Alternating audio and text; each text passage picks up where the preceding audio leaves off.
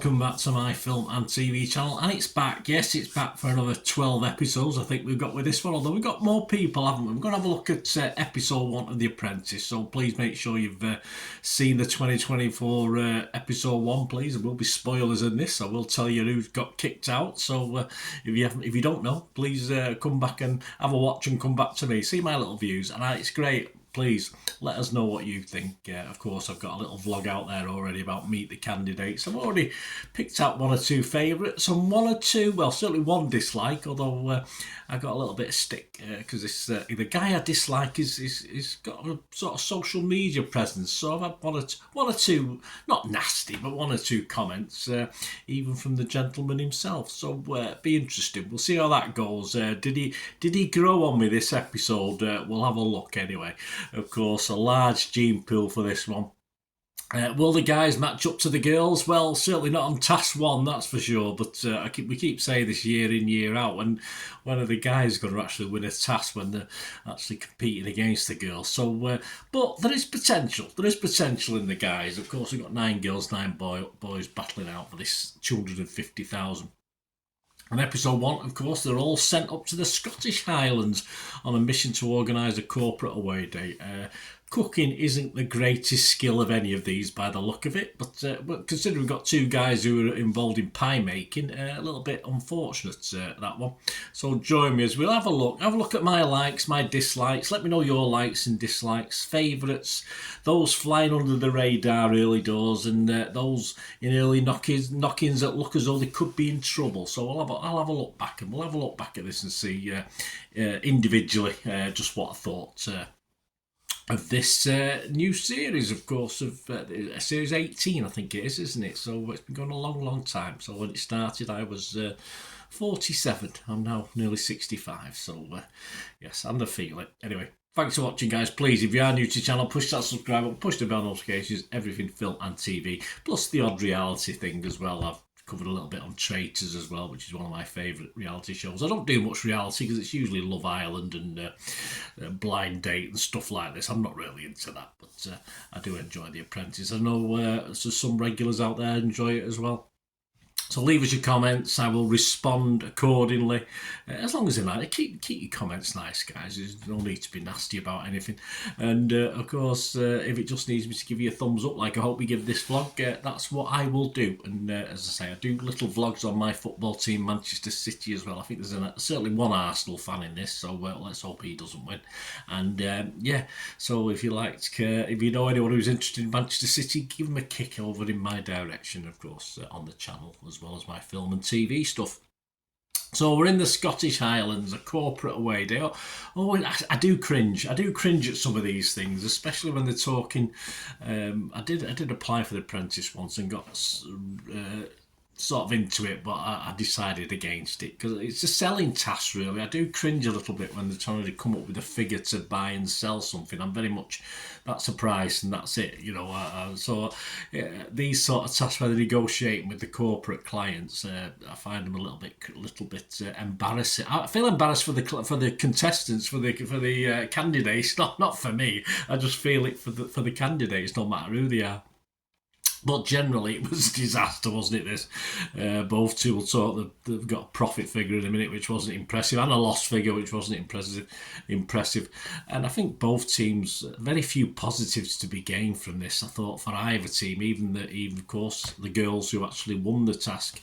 The crumble on the fish cakes with the girls, that was quite funny. And yes, the clients did know, but no one's, obviously Karen knew, but she wasn't going to sell anyone.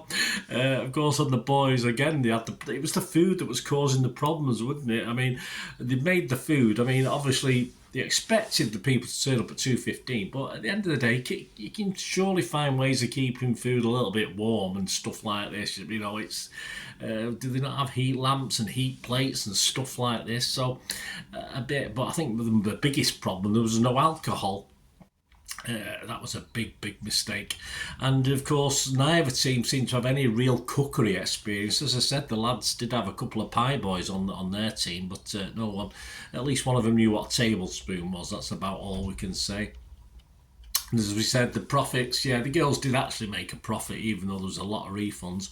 And the boys, sadly, made a big loss. And that's coming out, the boys win, it's coming out the 250 grand. So it'll be 250 grand less than about £506 plus a bit of loose change. So yes, he's a hard man, Lord Sugar, isn't he?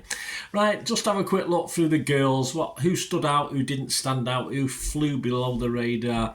Amina, of course, she classes herself as a risk taker. She's not really took any risks on this episode, I don't think. Flo says she's not to be underestimated. Well, she flitted in this a little bit, didn't she? A little bit briefly, but not too much. Veloso claims to be Mary Poppins. Well, she tried a little bit. She tried to get a point across a couple of times, so she wasn't totally a shrinking violet. Maura, who's a bubble of self-love, was a little bit quiet in this one. Noah, who is disciplined, she chipped in more in the boardroom, I think, and also off camera where they have a little sort of chat with the candidates during the show, but away from the others. So she chipped in with that one, but not so much during the task. Onyeka, well, of course, Sugar needs her, according to her, but she would put herself up as PM. Plaudits for that, and the fact that they won the task. She knew she wasn't going to be any problems. She did put the first decision to a vote, which, as a PM, it's reasonable, all inclusive. Keep your fellow candidates inclusive, but perhaps sometimes you need to make a decision yourself. Cara wasn't overly impressed, of course, when she did swap on day 2 because she can't swim. I mean, of course, she would have known this in the first place, and I'm not a greatest swimmer myself, so I would have had doubts if I was putting myself up for certain things. But of course, Alan Sugar would be made aware of that. But overall, I thought it was a reasonable effort. From Onyeka. I thought she was okay. Rachel, yeah, very much in the background on this one. She's a toy seller by her job. Raj, who never fails in anything. Obviously, she didn't fail in this one because she kept a pretty low profile, I thought. And I think agreed in the studio of You're Fired as well. I had Sam down as my main one of the girls, yeah, the Del Boy of business. Will she be a plonker? They did ask, but she bravely, or seemingly bravely, we only have her word for it that she was terrified to do it, but she'll do it for the team. Swapped with Onyeka, of course, so she got some brownie points there. The boys, well, let's start with my favourite, Asif, the pretty boy. Let's add bollocks to his CV, said Lord Sugar, so I think Lord Sugar's sussed him out already. High bench press, good on the eye, but he's a pretty shit dancer, isn't he, though, eh, mate? So you're not good at dancing, mate, so that's one failure. And his maths is also crap as well, because if you noticed, he was starting to clap as though they'd won the challenge, the profit and loss, but of course he assumed they'd won, but they hadn't. A bit embarrassing, Asif. Just keep not much you can do about it now, but yeah, just keep a bit of a lower profile, mate. Don't embarrass yourself. So that wasn't good for Asif. So he's not really gone up in my estimations, that's for sure. Jack, who thinks failure is not an option, didn't do anything, he didn't do much, so he's not going to fail, is he? Oliver, the selling machine, yes, well, why didn't he ask to go on negotiation team then to sell these things? That was his biggest mistake, because obviously as a cook, he just isn't. And of course, he made a big mistake. The other people sort of threw him under the bus. And of course, he went into the final 3.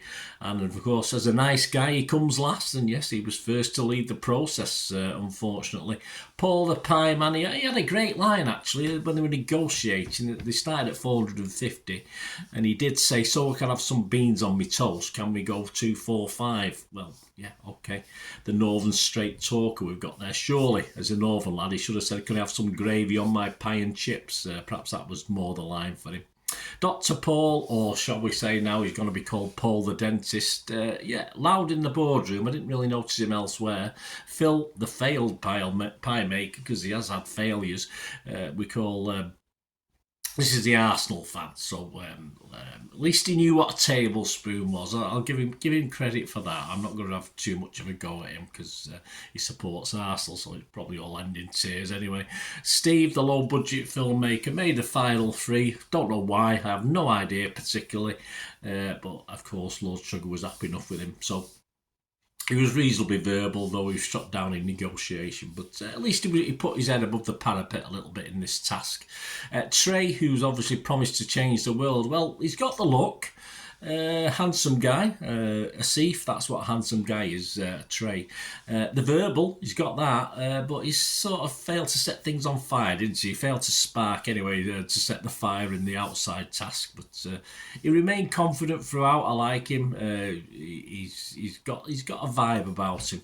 He's certainly got a confidence. And Verdi, well, Verdi was PM, of course. No one can get a word with him when he talks.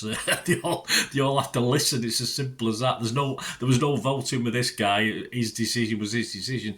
He definitely led from the front. Although, of course, he didn't appear to cross the T's and dot the I's, did he? With some of the sub team, they didn't quite know what the hell they were doing. But then again, why don't the sub team say, "Look, we're not leaving here till we know what we're supposed to be doing"? It's just, so they're all at fault on that one. Very poor from the boys in general, not just Verdi, but the fact his team didn't really know what they were supposed to be doing, but they carried on not knowing what they were doing, and of course Sugar did let him off. I thought he was a little lucky, but of the boys, he appears to at least have something. I'm not sure quite what it is yet, but he's willing to, as I say, put his head above that parapet, put himself out there, so all credit for that. So there you go, my little look at the guys. It's very early to make big judgments, of course, but we had to say bye-bye to Ollie.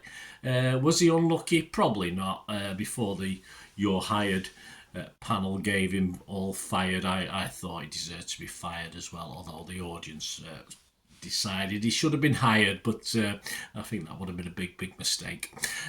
My favourites, based on what I've seen and heard so far, well, the girls, probably just Sam at the moment, standing out for me. A lot more will come to the fore, I'm sure they will, but of course I believe her when she says she dreaded doing that challenge, but she'll do it. She'll take one for the team. Hey, well, why not? We have to believe her, don't we? Dislikes? I don't dislike any of the girls yet. As far as the boys are concerned, despite the loss, I think they've got some good candidates this season. I think they'll be all right. Steve, Trey, and Verdi stand out for me. I'm not saying they'll win, but they appear the most confident, and perhaps more so than the boys' teams of previous seasons, or certainly recent seasons. I'll ignore Asif, who's confident in himself, but yes, he still remains my dislike. I'm sorry, Asif, you did nothing to alter my downer on you. We'll have to see, though, because at the end of the day, it doesn't matter what I think, does it? It's only what Lord Sugar thinks, and hopefully, if he does improve business-wise and impresses me, I might change my opinion. And I'm always willing to do that. I'm always willing to accept when I'm wrong. So perhaps the Steve might have to as well. Next week, episode 2, the remaining candidates take on the manufacture of mini cheesecakes. Another cooking task. We've got no chance whatsoever. I mean, hopefully there's room in the budget for someone to hire a chef, because I can see this being a total disaster unless someone steps up and has some at least basic cookery knowledge. I'm not a great cook, but I watch MasterChef, so I mean I must have learned one or two things over time. Let's hope this lot have as well. So there you go, guys. Let me know your thoughts on episode 1, and join me next week. We'll look at episode 2, see if anyone else stands out for me, or I start to dislike or like. Say it's all opinions. Let me know your favourite. Let me know your favourite to win, etc., etc. It'd be great to hear from you. Till we meet again. That's one thing, don't I? Please stay safe, everyone.